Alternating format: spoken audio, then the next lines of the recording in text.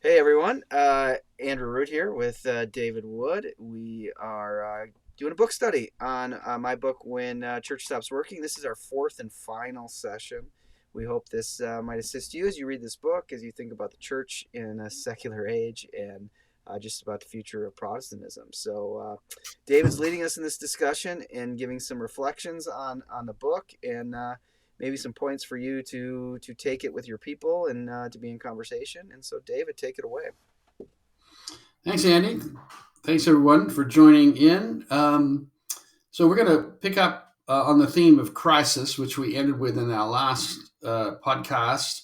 And then we'll talk about watchwords and wrap up with some reflections on leadership. So, Andy, you make this bold claim that the church needs crisis, and without crisis there's no God, there's no community. The church can't be the church. I mean, it's a pretty radical statement. So and you're also accusing the church, many of us, of getting the crisis.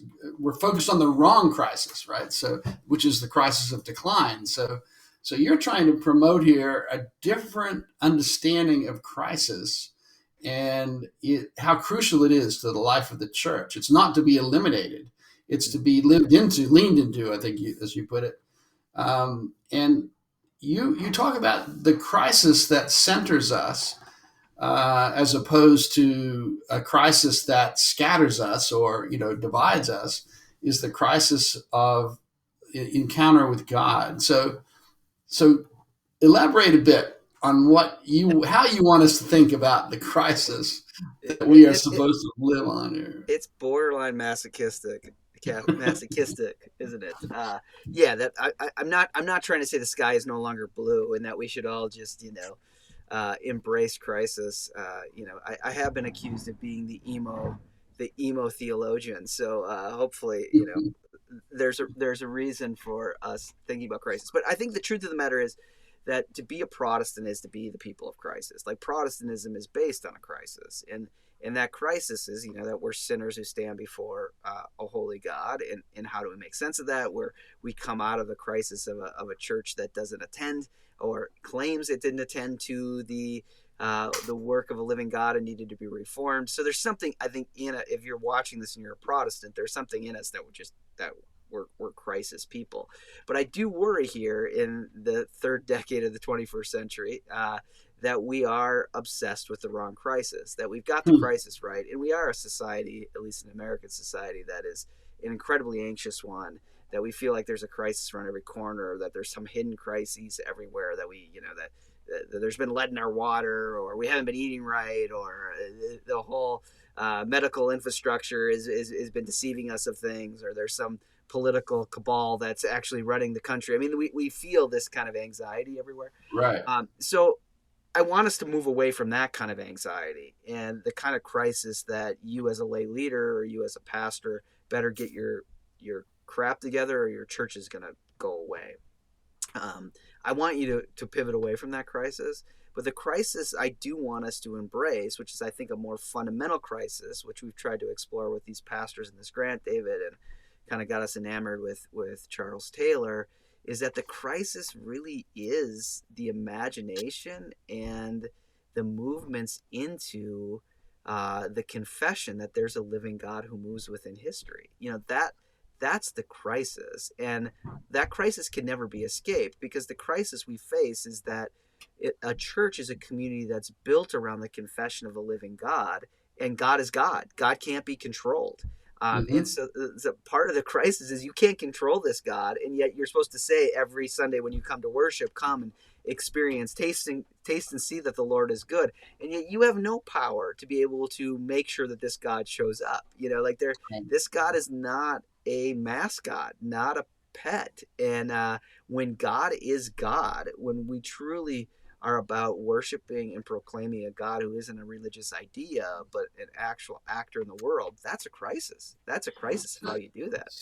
So it's one of the things you're saying, that what we try to do is set up the church so it doesn't matter whether God shows up or not. I think that is the temptation. I think it's a deep, deep temptation. And I think it's been a temptation both in mainline kind of liberal Protestantism as well as within evangelicalism. Two very Hmm. different strategies. One is said like, well, we just have to think right about kind of political ideological issues, and the other has said, well, we just need to kind of turn God into a consumer idea Right. that you consume, and that the church becomes a product, or Yeah. God's a product that the church is selling is probably a better way to say that.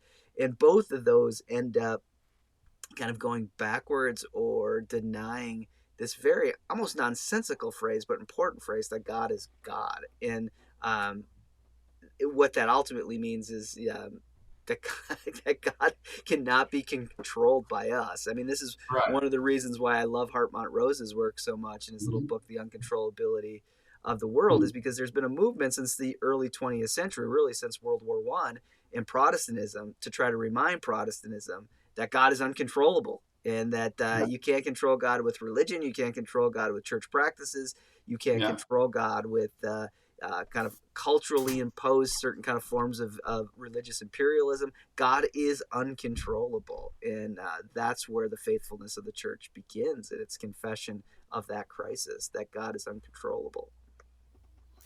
And there, so so the question remains then, how what does it mean for the church to rightly understand the crisis, to live into that, to lean into it, to embrace it? Um, it doesn't mean they're a humorless bunch of people, right? It doesn't mean that they're a hyper tense group of people. It means that they are, in some ways, because you said just our last session, you were talking about how joy and laughter is so crucial to being this community that's waiting. So, so is it sort of just is it all about a kind of realizing that how little we control, and it's about sort of this humility and surrender and giving up and yet being present? I mean, say a bit Yeah. more. Is it? Well, Is that getting at it? yeah, it's getting at it, and I think it's incredibly hopeful. And Yeah. what I think we should know this from the context of our lives right now is that any relationship you've had, that either with your children or maybe with an old old boyfriend girlfriend or something, uh, what will kill a relationship is trying to control it, like trying to be over controlling. Yeah. Kind of it kills this, that you lose presence, you lose connection in Yeah. doing that. And Yeah. I feel like in many ways our churches run probably across kind of left right dynamics, but probably not only around this, but that we either move into this sense of like we want to control God and we know how to control God with certain prayers or with Yeah. believing certain propositions or something, or else we go to the level of like, well, let's just never talk about God because we can't control God. Like those become the kind of two, I think, defeatist ugly ditches that we fall into. I think actually there's a lot of openness in humor, in hope, in remembering that that God is God and we are not. Like it Yeah. gives us in some sense our humanity back, and it should give us a stance of humility and openness to really be addressed. I mean, I think what part of what the church does is it invites people to come and to wait and to listen, like we were saying last session, Yeah. like to wait on God. The only reason to wait in a context of the church is because you believe God can speak, that God Right. can move. And if you don't believe that, then you should just think of kind of some kind of innovative product development you should do, or Yeah. Yeah. turn into some kind of political activist group. And not that either of those things are necessary. We need to kind of innovate in certain ways we do our life. We need to be involved in kind of public political engagement. But there's a way of doing those which ultimately makes us the actor in the crisis, not what does it mean for us to be open to the active being of God, but that tries to get anxious about what we can do. It Yeah. violates the command to come and to wait.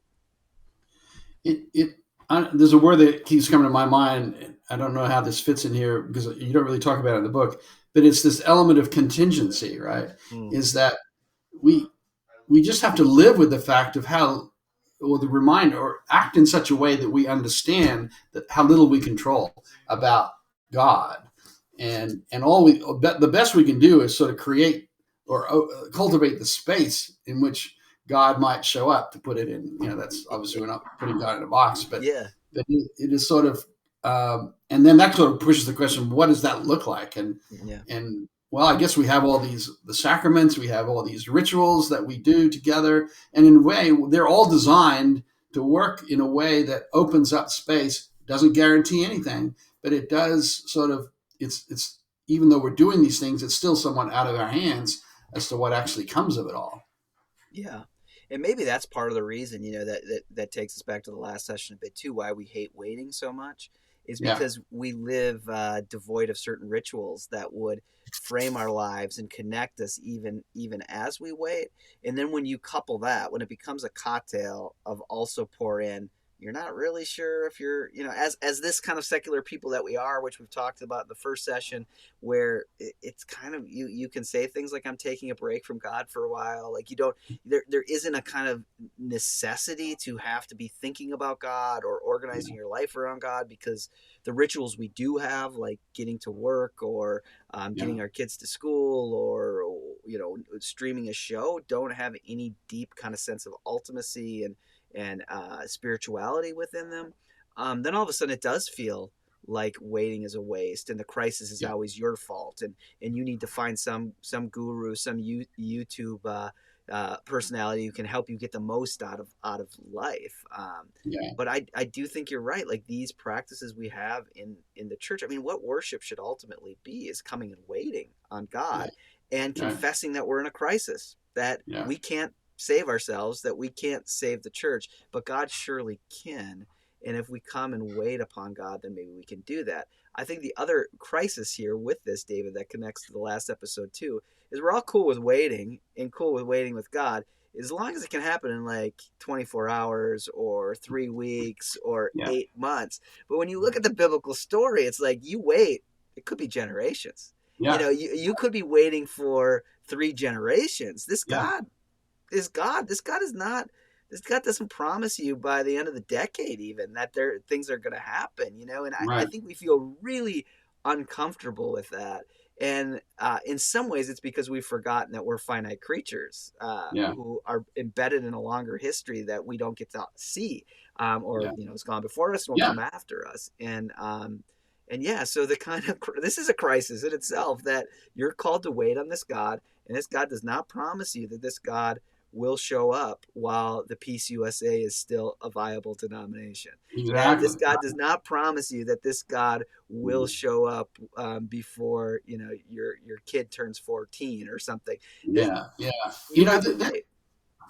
is really, I think this relates to what you're saying, because I remember I just finished a new biography of Martin Luther King, and I was stunned at how reductive we are when we tell the history of certainly Martin Luther King's, participation. Like we talk like the Montgomery bus boycott was like wonderful and everything just went so well after that. And one of the things I remember from this biography, for instance, was 6 years later in Montgomery, the parks, the public parks remained closed because they refused to open them to blacks and whites. And so these were white sort of parks for white people.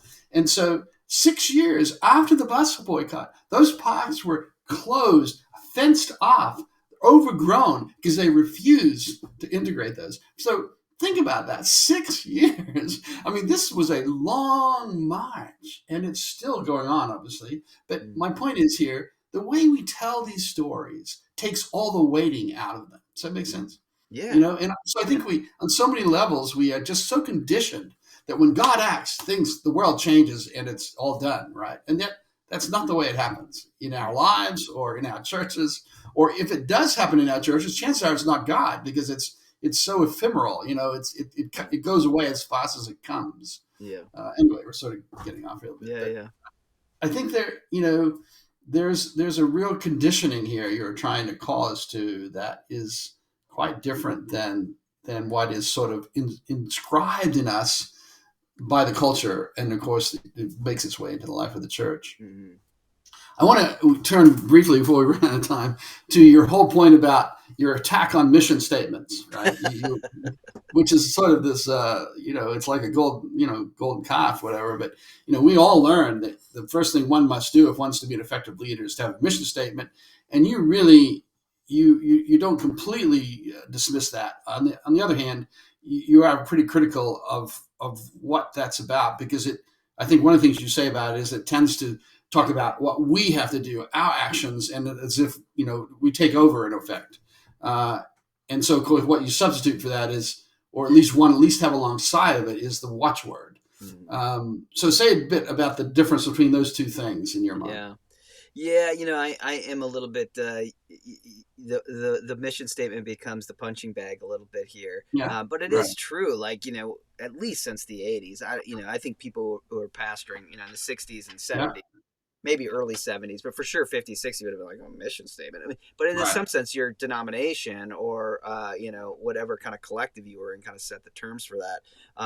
But since the '80s into the '90s, if you didn't have a mission statement, well, you were awful. But it's not Yeah, just even a church; it's every brand now has a yeah, mission statement. Just think of right. watch Shark Tank and how many shoe companies or cosmetic companies now have a mission that they're consumerism as mission. And so I guess as an institution, as the church is a human institution, we need a mission statement. You need to steward it well. So probably you need a mission statement.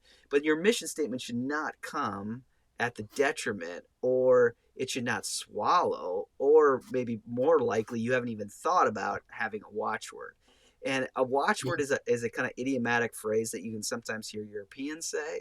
They'll talk about a kind of watchword. Americans, it's a very confusing thing, but it essentially means a kind of shorthand for a story that you're on watch for, that you're yeah, paying attention with. And my bet is that congregations all have watchwords, or there's one within the congregation. And I think part of the job of the leader, instead of looking for the mission statement, I think that's part of your job. But I think if you have a mission statement without a watchword, then it becomes very easy for God to become an idea, and for the yeah, crisis to become about you trying to win more market share. yeah. But a watchword demands that with these people, you have a story that you hold on to. We've talked now twice about King, but King had a watchword in the civil Hmm. rights movement, which after the Montgomery bus boycott, which you just laid out really nicely, he gets a phone call in the midst of that not going well. In the midst of a bus boycott, he gets a phone call and someone says they're going to bomb his house. He's got an infant, small child in the house, can't get back to sleep. He prays because it's not going well. It's not going well at all. He Right. prays and he hears God say, "When Martin, there is no way, I'll make a way." And that becomes his watchword. Out of no way, God makes a way. And then he preaches a Hmm. beautiful Hmm. sermon in Chicago called the God of the No Way. And that becomes a watchword. It encompasses the story. And so this community, in many ways, the way King led the civil rights movement was when there seems to be no way, then we look attentively, then we prepare, then the temperature has changed and the cloud configuration has transitioned in that this God may show up. It's similar to Israel saying, Yahweh is the God of Abraham, Isaac, and Jacob. Like that's a watchword. That's a certain Yeah, way of giving a yeah, shorthand to a large story of how this yeah. God has acted and moved in our midst. And I do think that in churches, if we're attentive, that we can find watchwords. People will say little things of how they've experienced the presence of God, Yeah. and I just think this becomes a huge way forward to get our crisis right, to learn how to wait. Is we wait with the watchword, and that we engage the right kind of crisis in waiting by having a watchword that really gives us a hermeneutic or a lens to try to discern how God might be acting and moving in our midst. Well, it sounds like a watchword is much less likely to become ossified or set aside, right? How many congregations have you been in when people say we spent 12 months or 18 months working on our mission statement and nobody knows what it is, right? Or it gets filed away or whatever. Yeah, Whereas a watchword has a more existential sort of feel to it, right? It's connected to the actual experience in the time of the congregation. I And think which is so. another important aspect of watchwords is that they're only for a time and they're Mm-hmm. fragile, right? So it has this sort of contingency to it, I guess is another way of putting it. Yeah. And that is the high leadership demand on the pastor. Like I think someone could misunderstand this whole discussion. Like, well, um, if it's just about waiting, and if God is God and that's the crisis, then what the heck does the pastor do? Like the pastor has a lot more to do if you're CFO, if you're the one who's got to produce blood out of a stone and get Right. us the resources we Right. need. But I actually think the leadership demand is really high here. Like, how do you become someone who's attentively listens to the stories of your community? How do you be someone who leads them into, like the story you said in the last episode, to really wait and to face finitude, contingency, as you were just saying? And then how Right. do you help them? How do you help pull out the story that's there that says, "Oh, here it is. Out of no way, God makes a way." And then you continue to preach that and teach that, and to kind of use that phrase. And when you decide that that's not the phrase anymore, something else has happened in this community. Yeah. There's a new Yeah. watchword. A new watchword has evolved. It really does demand that you're very attentive to the stories and the personhood of your people and the ways that they're wrestling with the presence and absence of God, which Yeah. I think is quite a beautiful thing, a very difficult thing, but I think a very life-giving thing. I think that's right. And I do think there's a lot of implications in all of this about leadership. And it is not that the leader is so much coming up with all these things as much as the leader is the one who's paying attention in a particular way with a certain set of a repertoire of skills and hermeneutical sort of capacity that they bring to draw out, not to put upon, but to draw out what's taking place, what's showing up, and identifying it and recognize it, and maybe helping others to recognize it, of course. But and it also means that others might recognize it before him or her, Yeah. but she is able to see that and draw that out, right? So, Yep. so again, it's not like manipulating things as much as it is, again, coming back to this listening and responding. And I think in the book you talk about Mike Woods, who talks about pastoral leadership is about training one's ear, right? And I love that image, and I was thinking, it reminded me of doctors, right? I think doctors listen with their hands. When a doctor puts his or her hand on you, they feel things that you think, how do you know? They can find things and how know you're breathing. things. They know how you're. Yeah. Exactly, right. So, but pastors are to be trained in a way that listens deeply and intently, and sees things and feels things, right? Not only the pastor, but the more the pastor lives this way, others will then also live this way. It has a sort of ripple effect in the congregation. Yeah. Right? So leadership is, and I'm so convinced of this more than ever, how pivotal pastoral leadership is to everything that you lay out in this book about the nature of the church and the necessity and the posture of the church. If that posture is not the posture of the pastor, then it's never going to work its way out into the life of a congregation. Right. And that doesn't mean that pastor does it for the congregation, but rather the pastor becomes a kind of communicator of this and a model, if you will. And I know we don't necessarily like to talk about pastors in that way, but I do think that there's something implicit in this understanding that you're laying out in this book that does it just sort of outlines a way. It raises the question at a minimum: what kind of pastoral formation is required to lead congregations in this way? Yep. Yeah, and again, the last word I have to say is just, the way you said that about training the ear is really amazing. And one of the other things Mike said that I thought was really profound, he says, you got to listen to when people say things that sound like Bible verses, pay attention. And I think what he means is it's just a kind of way of expressing where God is present or absent in your life. Yeah. When it sounds like a psalm, when it sounds like a verse, ask people to tell that story. Become very curious with that. And right. I think there's the curiosity is huge. And I think there's one place here we talk about the virtues of patience, that being invitational, curious, and attentive. All those things are so critical to all that we're talking about, all that you're envisioning Mm. of what it means to live as a thriving congregation in a secular age. I Yeah. think. Yeah. Well, there's a lot more we could say, but I think we're going to leave it there, Yeah. and hopefully we've complemented what was written in this book, and there's more to come at other times and other ways. Yep. And we hope this helps you if you're doing a book study. If you're also interested in a kind of question guide, we have that available too. So you can reach out to me or to David. You can Google us and find us, and we have some other resources for you. But thanks, David. Thanks for the conversation and the engagement. And yeah, thanks everyone. And we'll see you another time. Thanks to you, Andy.